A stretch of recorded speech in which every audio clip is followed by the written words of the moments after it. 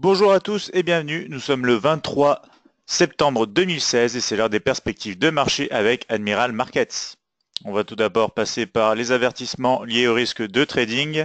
L'ensemble des informations, analyses et formations dispensées sont fournies à titre indicatif et ne doivent pas être interprétées comme un conseil, une recommandation, une sollicitation d'investissement ou incitation à acheter ou vendre des produits financiers.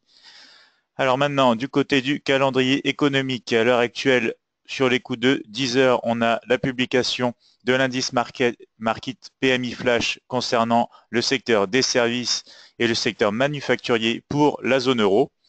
Il faudra ensuite attendre 14h30 du côté du Canada avec la publication donc du taux d'inflation sur une base annuelle et sur une base mensuelle. On aura par la suite à 15h45 du côté des États-Unis encore l'indice Market PMI pour le secteur manufacturier. Et enfin à 18h, on aura les discours de la Fed, de Harker, Mester et Lockhart. Donc voici pour aujourd'hui sur cette journée avec les nouvelles économiques attendues. On va voir maintenant du côté graphique ce que ça donne. On se retrouve sur l'euro USD sur le graphique journalier, toujours en négociation donc dans ce triangle d'indécision. On va voir en graphique horaire ce que ça donne. On a toujours encore donc cassé cette ligne de tendance baissière. On se retrouve maintenant sur le support des 1,12 qui est aussi un niveau psychologique. On voit qu'à l'heure actuelle, on a un rebond sur ce niveau. Donc les attentes sont pour une poursuite du mouvement en direction de la prochaine résistance avec les 1,1240. Pourquoi pas après aller tester la borne haute donc de ce triangle qui correspondra avec la résistance des 1,1270. À l'heure actuelle, donc, le rebond est privilégié vers la prochaine résistance. Bien évidemment, dans le cas d'une cassure ici, sous le niveau des 1,1195, on aurait des positions vendeuses envisageables en direction du support des 1,1170. Néanmoins, comme je l'ai dit, la préférence reste pour l'instant à la hausse en direction de la prochaine résistance avec les 1,1240. Du côté de la livre sterling, en graphique journalier, on est toujours en négociation dans ce range. On va voir du côté horaire ce que ça donne. On a réussi ici cassé donc cette ligne de tendance baissière. On se retrouve maintenant sur le support et niveau psychologique des 1,30, donc un peu le même cas que l'euro USD, un niveau psychologique en test à l'heure actuelle et qui jouera normalement le rôle de support.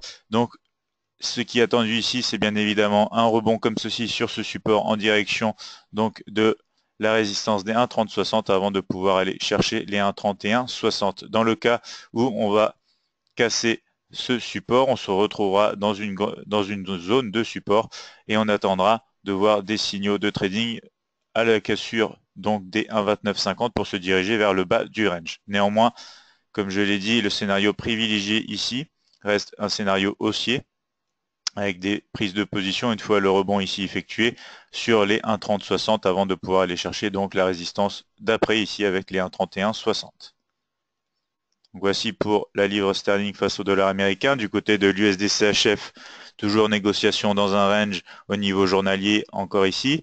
On va voir au niveau horaire qu'on a eu la cassure de cette ligne de tendance haussière, donc des signaux à la vente avec notamment ici la zone justement des 0,9713 et des 0,97. On est en train de voir, on avait commencé juste ici à avoir des signaux de rebond baissier. À l'heure actuelle, on est bien rentré dans cette zone. Donc tant qu'on ne dépasse pas ici la zone des le niveau plutôt des 0,9715 à peu près, on va pouvoir attendre des signaux de vente en direction ici des 0,9650. Néanmoins, si on observe une cassure ici comme ceci, voilà, avec un retest sur le haut de cette zone, on pourrait avoir des positions acheteuses en direction des 0,9740 qui serait donc la prochaine résistance. Donc scénario privilégié quand même, tant qu'on n'a pas une cassure ici des 0,9715 à peu près, on va chercher des positions vendeuses en direction du prochain support. Du côté de l'USD-GPY, toujours une belle tendance baissière avec ce canal qui continue d'être respecté comme on le voit ici avec de récents rebonds à la baisse sur la borne haute. Pardon. En graphique horaire, on va voir que les négociations sont proches donc des 100,85. On voit ici avec l'action du prix que pour l'instant ce niveau va jouer encore, je vais le mettre ici en vert, va jouer encore le rôle de support. Voilà, puisqu'ici il a été respecté en tant que résistance. Donc le scénario attendu ici est une cassure étant donné la ligne de la tendance de fond baissière sur le graphique journalier. On va attendre une cassure donc de ce niveau des 100.85 avec un retest et un rebond baissier pour se diriger vers le prochain support avec les 100.25. Tant qu'on n'a pas donc cette cassure et ce rebond, on peut avoir des signaux de trading à l'achat en direction donc des 101.30 et des 101.50. Bien évidemment, le scénario privilégié est quand même le scénario baissier dans le cas d'une cassure des 100.85. Toute position à l'achat en attendant serait un peu plus risquée, mais on aurait quand même des possibilités puisqu'on n'a pas encore cassé ce niveau qui représente maintenant quand même un support étant donné l'action du prix récent autour donc des 100.85. Du côté de l'or, on va voir donc avec le récent rebond sur cette ligne de tendance haussière sur le graphique journalier. On se dirige vers la borne haute du canal baissier que vous pouvez voir ici. On va voir en graphique horaire ce que ça donne. On est à l'heure actuelle dans une zone avec le fameux niveau des 1333.20.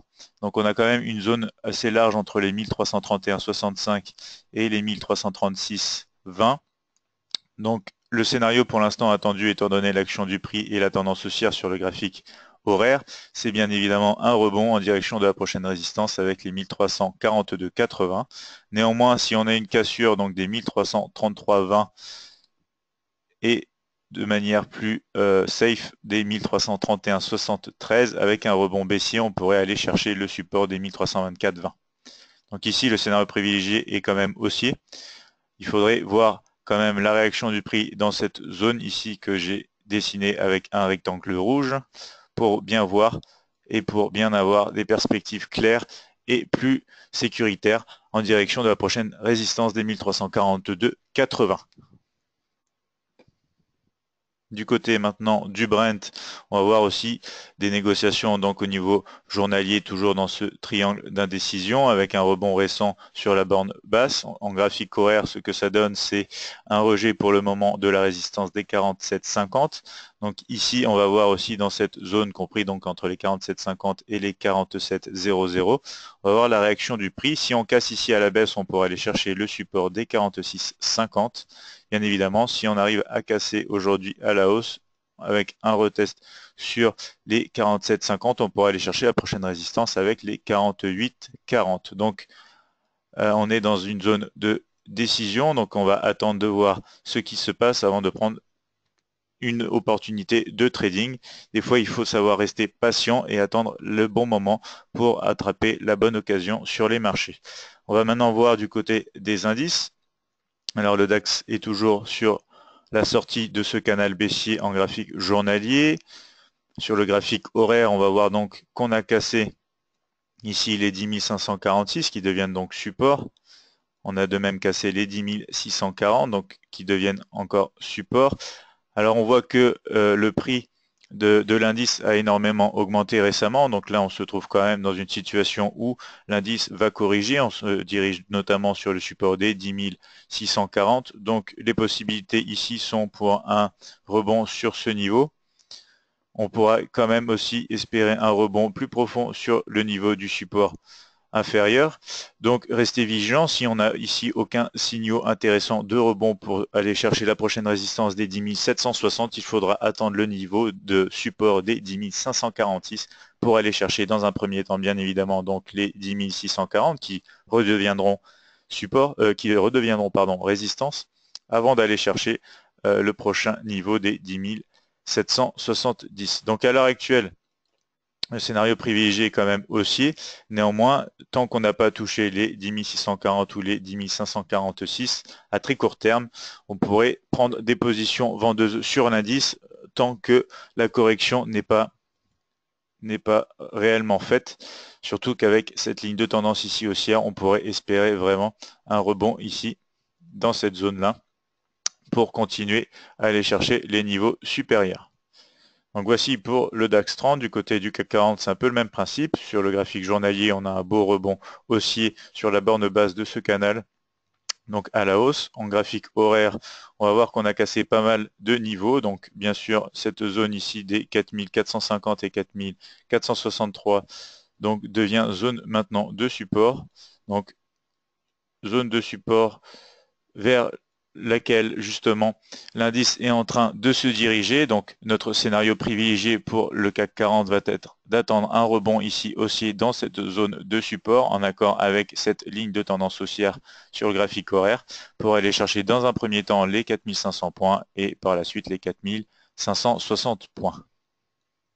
Voici le scénario privilégié pour le CAC 40. À l'heure actuelle, on se dirige donc vers cette zone de support. Donc à très court terme, on pourrait aller chercher des positions vendeuses jusqu'à cette zone de support pour jouer ensuite le rebond en direction des prochaines résistances.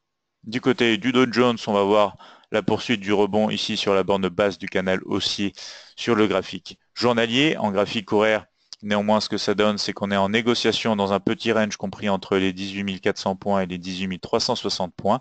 Donc les scénarios attendus ici sont une cassure possible à la baisse donc de ce range sous les 10 360 après un léger retest et rebond baissier, on pourrait aller chercher le support des 18 250.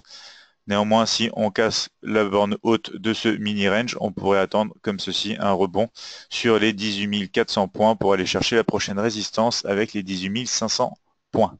Donc après un mouvement comme ceci, ce qui est probable sur ce marché, sera donc quand même une baisse en direction du support pour aller retester ce niveau que vous pouvez voir. Voilà, comme ceci ici. Donc c'est probable qu'on ait une cassure ici, même si la tendance de fond reste haussière. Donc à très court terme, on pourra avoir bien évidemment des positions vendeuses, comme je l'ai dit, sous les 18 360 points.